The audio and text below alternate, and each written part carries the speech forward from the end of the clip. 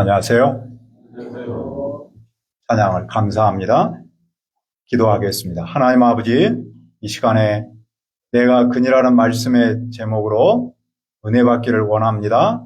성령 하나님께서 우리와 함께 하시고 이 예배 가운데 은혜를 도와여 주옵소서. 예수님의 이름으로 기도합니다. 아멘.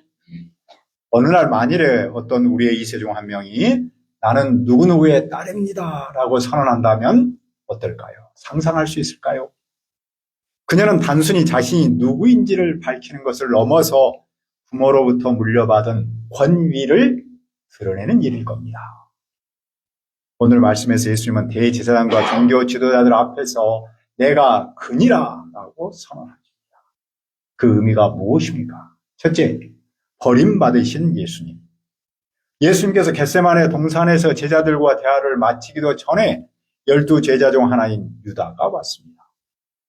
그와 함께 대제사장들과 서기관들, 장로들이 보낸 무리가 칼과 몽둥이를 들고 있었습니다. 본래 대제사장은 한 명이지만 은퇴한 대제사장들도 권력을 행사해서 들로 표현한 겁니다. 종교 지도자들은 예수님이 혁명군처럼 저항할 것으로 생각하고 무력으로 제압하기를 생각했던 것이죠.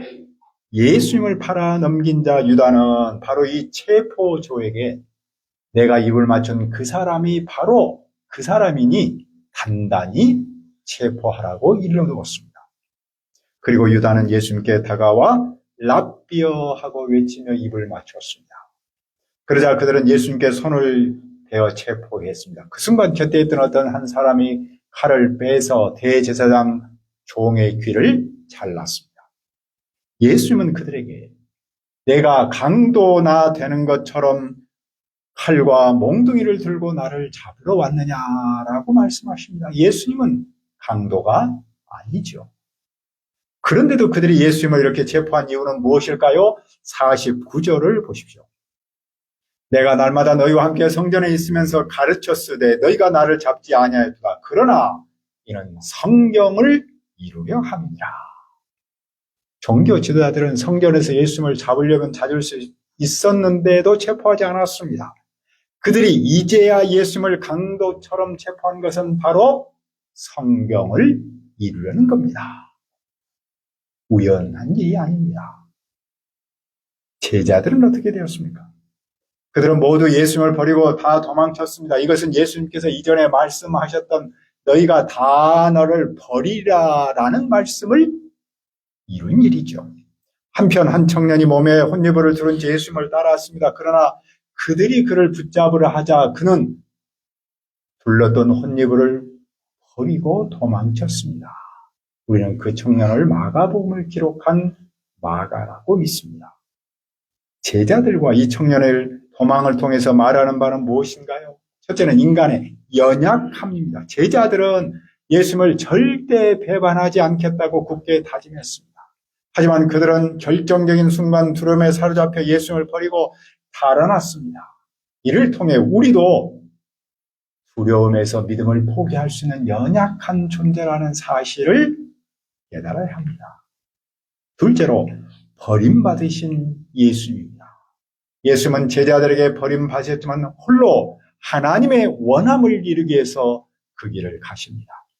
그리하여 그들을 돌아오도록 하시죠. 이 예수님이 오늘 우리에게도 희망입니다. 또 예수님은 누구십니까? 둘째, 찬송받으실 이 아들 그리스도입니다. 예수님을 체포한 사람들은 그분을 대제사장으로 끌고 갔습니다. 종교 지도자들이 모두 그곳에 모였습니다. 베드로는 이 예수님을 멀리서 따르며 대제사장의 집안뜰까지 가서 아랫 사람들과 함께 불을 쬐었습니다. 아직은 예수님에 대한 그의 충성심은 살아있었습니다. 그러나 대제사장들과 온 공회는 예수님을 죽이려고 고소할 증거를 찾았으나 찾아내지 못했습니다. 거짓 증언을 하는 자들은 많았지만 그들의 증언이 일치하지 않았기 때문입니다. 그때 몇 사람이 이 사람이 성전을 헐고 사람의 손으로 짓지 아니하는 성전을 짓는다라고 말했다고 증언했습니다. 예수님은 건물 성전을 헐고 당신의 몸으로 새 성전을 세우시겠다고 말씀하셨습니다. 하지만 문제는 그들의 증언이 서로 맞지 않는 데 있었습니다. 그러자 대제사장이 일어나 예수님께 질문을 던집니다. 61절을 보십시오. 침묵하고 아무 대답도 아니하시거늘 대제사장이 다시 물어 이르되 내가 찬송받을 이 아들 그리스도냐? 여기서 찬송받을 이 아들 그리스도냐라는 말은 하나님의 아들 그리스도냐라는 뜻입니다. 예수는 어떻게 대답하셨습니까? 62절을 읽읍시다. 14장 62절입니다. 시작. 예수께서 이르시되 내가 그니라 인자가 권능자의 우편에 앉은 것과 하늘 구름을 타고 오는 것을 너희가 보리라 하시니 내가 그니라라는 말은 나는 바로 그 사람이다 라는 뜻입니다.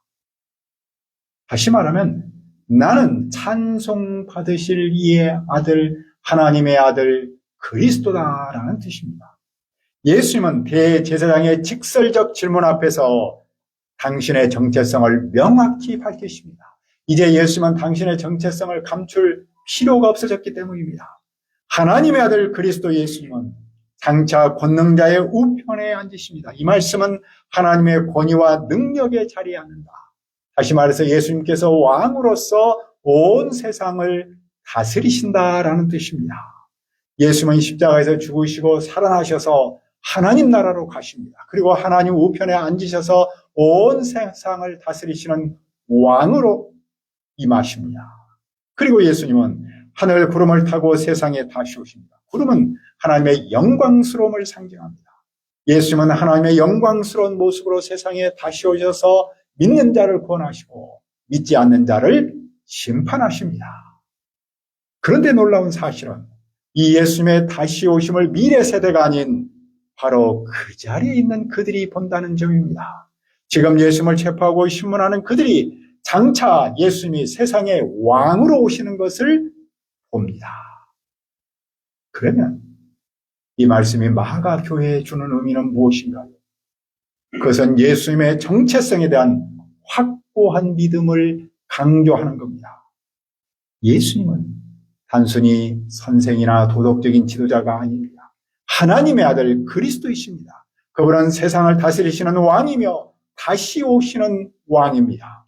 비록 당시에는 로마 황제가 왕이었지만 궁극적인 왕은 예수님이십니다. 그러므로 마가 교회는 어떤 상황에서 예수님을 믿고 그분을 따르는 믿음의 길을 걸으라고 권면하고 있는 것이죠.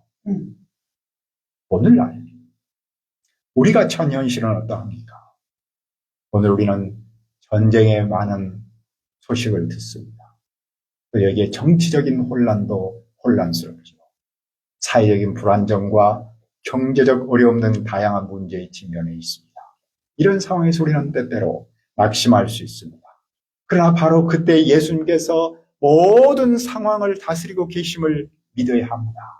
예수님은 십자가에서 죽으셨지만 부활하시고 지금도 하나님 우편에서 세상을 다스리시는 왕이십니다. 이 믿음이 있을 때 우리는 무엇보다도 이 혼란스러운 세상 속에서 나의 정체성, 그리스도인으로서의 정체성을 분명하게 할 수 있습니다. 지킬 수 있습니다. 무엇보다도 예수님을 왕으로 확신하면 불안한 세상에서도 평안과 생명을 누리며 이 믿음의 길을 걸을 수 있지 않겠습니까? 더 나아가서 우리는 우리의 캠퍼스와 이웃에게 평안과 소망을 전하면서 그들을 섬길 수 있습니다. 그 점에서 우리가 믿는 예수님은 만왕의 왕이시며 지금도 살아계셔서 우리와 함께 하시는 왕이십니다. 그러나 대제사장은 어떻게 반응합니까? 그는 그 말을 듣고 자기 옷을 찢으며 말합니다. 이제 우리에게 무슨 증인들이 더 필요하겠는가? 옷을 찢는다는 행위는 깊은 슬픔이나 분노를 표현하는 정통적 방식이었습니다. 대제사장은 예수님을 신성 모독죄인으로 몰아갔습니다. 레이기에 의하면 하나님의 이름을 모독하는 자는 온 회중이 돌로 쳐 죽일 수 있었습니다. 그러자 어떤 사람들은 예수님께 침을 뱉고 그분의 얼굴을 가린 채 주먹으로 때리면서 내가 어떻게 때렸는가를 알아맞추려고 합니다. 그들은 하나님의 아들을 조롱했습니다. 그때 베드로는 무엇을 합니까? 그는 대제사장의 뜰 아래에 있었습니다. 그때 한 여종이 다가와 말합니다. 너도 나사렛 예수와 함께 있었다. 그녀는 베드로의 정체성을 알아보았습니다. 그러나 베드로는 자신의 정체를 부인했습니다. 여종이 다시 그의 정체를 확인했으나 그는 또 자기 정체를 부인했습니다. 얼마 후에 곁에 있던 사람들이 다시 베드로의 정체를 지적하자 그는 이제는 맹세하며 저주까지 하며 부인했습니다. 나는 너희가 말하는 이 사람을 알지 못하더라. 예수님과의 관계를 부인하는 그의 태도는 점점 더 강해졌습니다. 그 순간 달기 2번 울었습니다. 베드로는 예수님께서 하신 말씀, 즉 달기 2번 울기 전에 네가 3번 나를 부인하리라 라는 말씀을 기억하고 울었습니다. 여기서 우리는 자신의 정체성을 분명하게 밝히신 예수님과 자신의 정체성을 부인하는 베드로의 모습을 대조적으로 볼 수 있죠. 베드로의 모습은 인간의 연약함을 드러내는 민낯입니다. 우리가 그 민낯을 이기는 길은 오직 예수님을 믿고 기도하는 것뿐입니다. 그러면 우리는 두려움을 이기고 우리의 정체성을 지킬 수 있습니다. 그리고 예수님은 어떤 분입니까? 셋째, 유대인의 왕. 새벽에 대제사장들은 장로들과 서기관들과 함께 의논한 후 예수님을 결박하고 끌고 갔습니다. 그리고 그분을 로마 총독에게 넘겨주었습니다. 왜 넘겨주었을까요? 그 이유는 예수님을 사형에 처하기 위함이었습니다. 당시 로마의 지배를 받던 유대 공회는 사형을 집행할 권한이 없었기 때문입니다. 종교 지도자들은 신성모독이라는 종교적 이유로 예수님을 체포했지만 빌라도에게 넘겨줄 때는 정치적 이유를 들었습니다. 빌라도는 예수님께 무엇을 물었습니까? 15장 2절을 보십시오. 한번 읽어볼까요? 15장 2절입니다. 시작. 빌라도가 묻되 네가 유대인의 왕이냐? 예수께서 대답하여 이르시되 내 말이 옳도다. 유대인의 왕은 유대의 정치적 왕을 말하면서 하나님의 아들 그리스도에 대한 별명입니다. 빌라도는 이 질문을 정치적으로 던졌습니다. 그런데 예수님은 그 정치적인 발언을 영적으로 받으셔서 대답하셨습니다. 빌라도는 예수님이 로마에 반역하고 있는지를 확인하고 싶어서 그렇게 말했습니다. 그런데 예수님은 네 말이 옳다고 하셨습니다. 하지만 두 사람이 유대인의 왕이라는 말은 같이 했지만 그 내용은 본질에서 다르죠. 예수님은 영적인 왕 하나님의 아들 그리스도로서 말씀하셨기 때문입니다. 그러자 대제사장들이 여러 가지 제목으로 예수님을 고발하기 시작했습니다. 왜냐하면 신성모독은 로마 법정에서 의미가 없었기 때문이죠. 그들은 정치적 혐의를 만들어서 고발했습니다. 빌라도는 대제사장들의 고발 내용에 문제가 있음을 알고 예수님께 계속 질문을 하지만 예수님은 대답하지 않고 침묵만 하십니다. 당시 6월절 기간에는 백성이 요청만 하면 죄수 한 명을 석방하는 관례가 있었습니다. 그때 밀란을 일으켜 체포된 죄수 중에 바라바라는 사람이 있었습니다. 바라바는 아버지의 아들이라는 뜻입니다. 본래 아버지 아들은 예수님께만 해당했던 표현이잖아요. 예수님은 하나님 아버지의 아들이죠. 빌라도는 아버지의 아들, 즉 바라바를 하나님의 아버지의 아들인 예수님 대신 서로 대조를 하고 있습니다. 일종의 언어위가 일어나죠.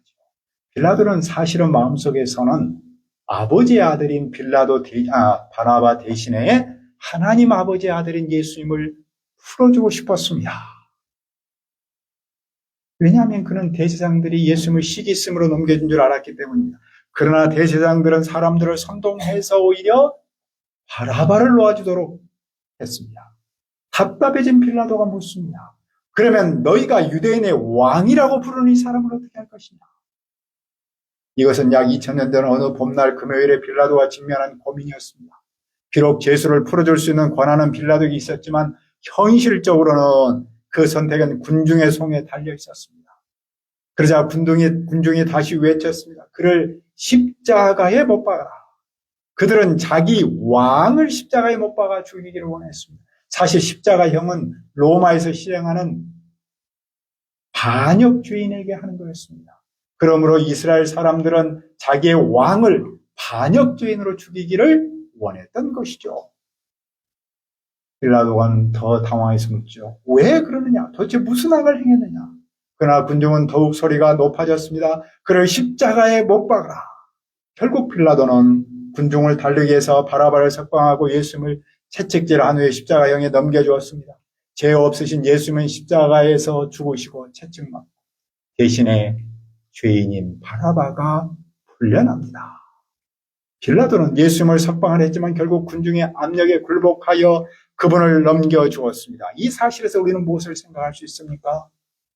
첫째로 인간 본성의 변덕스러움입니다. 불과 며칠 전까지만 해도 많은 사람이 예수님을 주님의 이름으로 오시는 분이라며 찬송했습니다. 그랬던 그들이 이제는 바로 그분을 십자가에 못 박으라고 외치고 있습니다. 여론이 얼마나 빨리 바뀔 수 있고 얼마나 쉽게 흔들릴 수 있는지를 보여줍니다. 둘째는 기득권에 집착할 때 옳은 선택을 하지 못한다는 사실입니다. 빌라도는 무엇이 옳은지 그른지를 알았습니다. 하지만 자신의 기득권을 지키려다가 그릇된 선택을 했습니다. 기득권에 얽매이지 않을 때만 우리는 옳은 길을 따를 수 있다는 사실을 배웁니다. 우리가 믿는 예수님은 누구십니까? 그분은 사람들에게 버림받았지만 찬송받으실 이 아들 그리스도입니다. 그분은 유대인의 왕이십니다. 그분은 오늘도 살아계셔서 하나님 우편에서 우리와 이 세상을 다스리고 계십니다. 그리고 장차 다시 오셔서 믿는 자를 구원하시고 믿지 않는 자를 심판하십니다. 그러므로 우리는 세상에서 겪는 모든 도전과 시련 속에서 이 예수님을 믿고 그분 안에서 평안과 소망 그리고 생명을 누리기를 기도합니다. 네. 아버지 하나님, 우리에게 찬송받으실 아들 그리스도 예수님, 유대인의 왕 예수님을 보내주셔서 감사합니다. 또한 그분을 믿게 하셔서 감사합니다. 우리가 세상에서 겪는 모든 시련과 도전 속에서 이 예수님을 믿고 그분 안에서 평안과 소망 그리고 생명을 누리도록 도와주시옵소서. 예수님의 이름으로 기도합니다. 아멘.